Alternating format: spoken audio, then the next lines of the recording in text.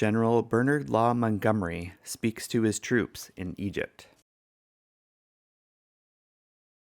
I want first of all to introduce myself to you. You do not know me. I do not know you. But we have got to work together.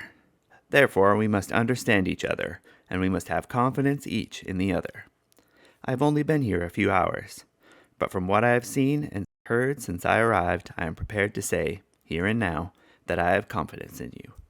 We will then work together as a team, and together we will gain the confidence of this great army and go forward to the final victory in Africa.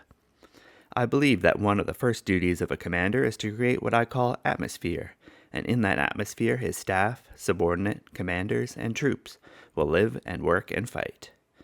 I do not like the general atmosphere I find here. It is an atmosphere of doubt, of looking back to select the next place to which to withdraw, of loss of confidence in our ability to defeat Rommel, of desperate defense measures by reserves in preparing positions in Cairo and the Delta. All that must cease. Let us have a new atmosphere. The defense of Egypt lies here at Alamein and on the Ruwaisit Ridge. What is the use of digging trenches in the Delta? It is quite useless. If we lose this position, we lose Egypt. All the fighting troops now in the Delta must come here at once, and will. Here we will stand and fight. There will be no further withdrawal. I have ordered that all plans and instructions dealing with further withdrawal are to be burned, and at once. We will stand and fight here. If we can't stay here alive, then let us stay here dead. I want to impress on everyone that the bad times are over. Fresh divisions from the UK are now arriving in Egypt, together with ample reinforcements for our present divisions.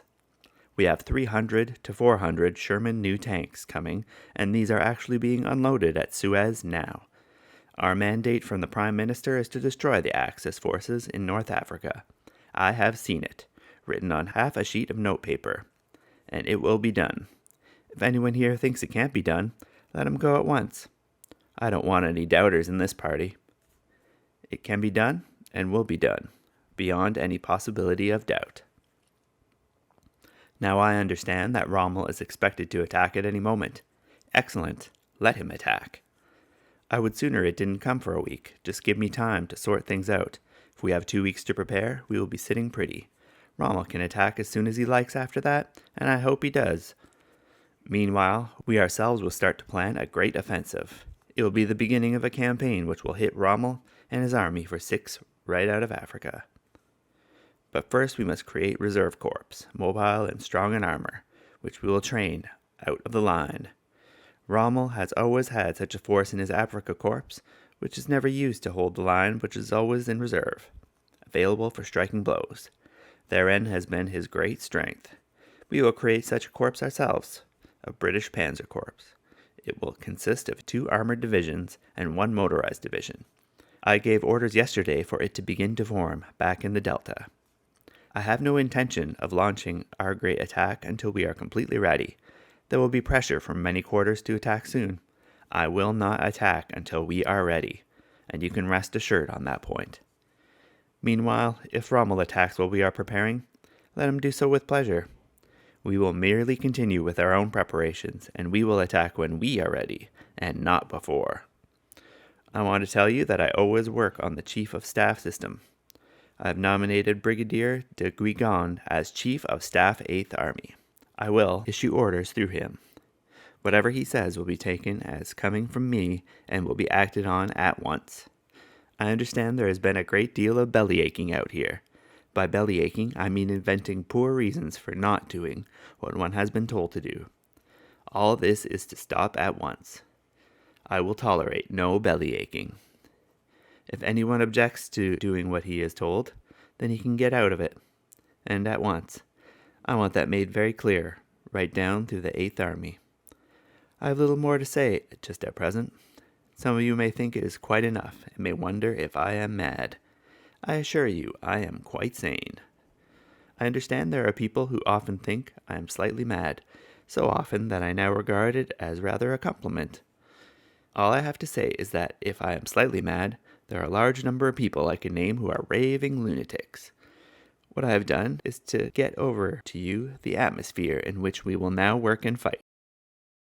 You must see that that atmosphere permeates right through the 8th Army, to the most junior private soldier. All the soldiers must know what is wanted. When they see it coming to pass, there will be a surge of confidence throughout the army. I ask you to give me confidence and to have faith that what I have said will come to pass. There is much work to be done. The orders have I given about no further withdrawal will mean a complete change in the layout of our dispositions. Also, we must begin to prepare for our great offensive. The first thing to do is to move our HQ to a decent place where we can live in reasonable comfort and where the Army staff can all be together and side by side within the HQ of the Desert Air Force. This is the frightful place here, depressing, unhealthy, and a rendezvous for every fly in Africa. We shall do no good work here. So let us get over there by the sea, where it is fresh and healthy. If officers are to do good work, they must have decent messes and be comfortable. So off we go on the new line. The Chief of Staff will be issuing orders on many points very shortly, and I am always available to be consulted by the senior officers of the staff. The great point to remember is that we are going to finish with this chap Rommel once and for all. It will be quite easy. There will be no doubt about it. He is definitely a nuisance. Therefore, we will hit him a crack and finish with him.